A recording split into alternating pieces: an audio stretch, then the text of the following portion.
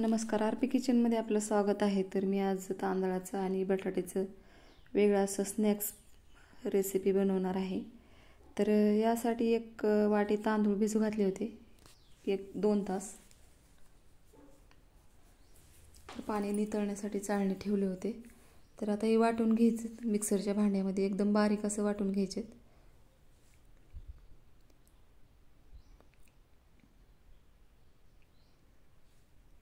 तर थोडंसं कोरडं पीठ झालेलं आहे. तर मी थोडंसं पाणी टाकून आणखीन वाटून घेतलेलं आहे. तर एकदम बारीक असं वाटलेलं आहे, बघू शकता. अशा पद्धतीने वाटून घ्यायचे.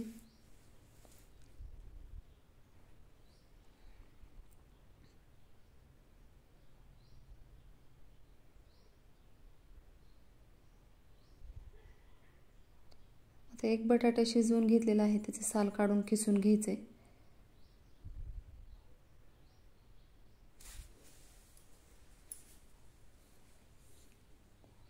सुरुवातीला अद्रक खिसून घ्यायचे थोडंसं.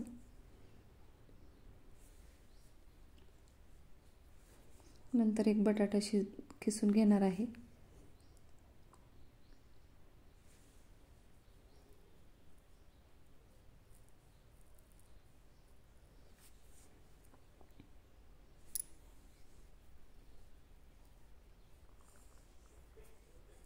तर सर्व बटाटा खिसून झालेला आहे. ह्याच्यात मिरे पावडर टाकलेला आहे, थोडंसं कांद्याची पात टाकायची, कोथिंबीर टाकलेली आहे बारीक चिरून, हिरवी मिरचीची पेस्ट टाकलेली आहे, लसूण आणि हिरवी मिरचीची पेस्ट आहे टाकलेली आहे. चवीनुसार मीठ टाकायचे.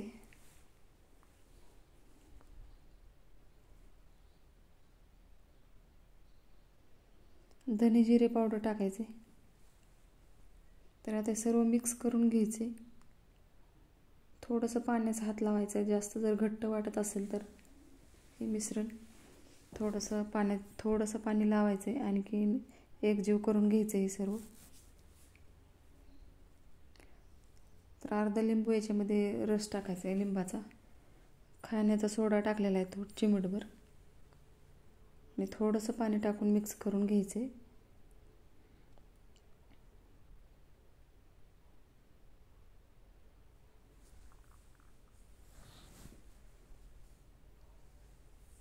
तर आता झाकण ठेवायचे आणि 5 मिनटं रेस्टसाठी ठेवलेलं आहे मी. आता 5 मिनटांनंतर याचे बॉल बनवून घ्यायचे. तर बारीक लिंबापेक्षा बारीक असे बॉल बनवून घ्यायचे. तर अशाच पद्धतीने मी बॉल बनवून घेणार आहे. तर थोडंसं हाताला तेल लावून बॉल बनविलेले आहेत. तर तेल गरम झालेलं आहे, मध्यम गॅसवर तळून घ्यायचे.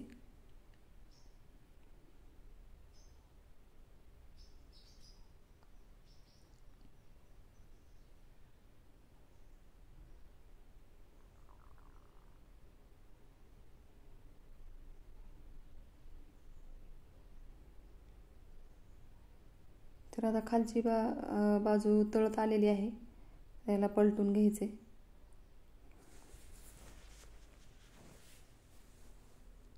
तर दोन्ही बाजूने एकदम छान असं तळून घ्यायचे.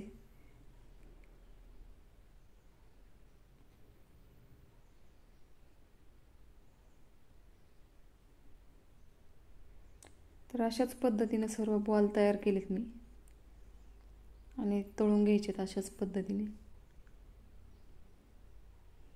तर तळलेले आहेत.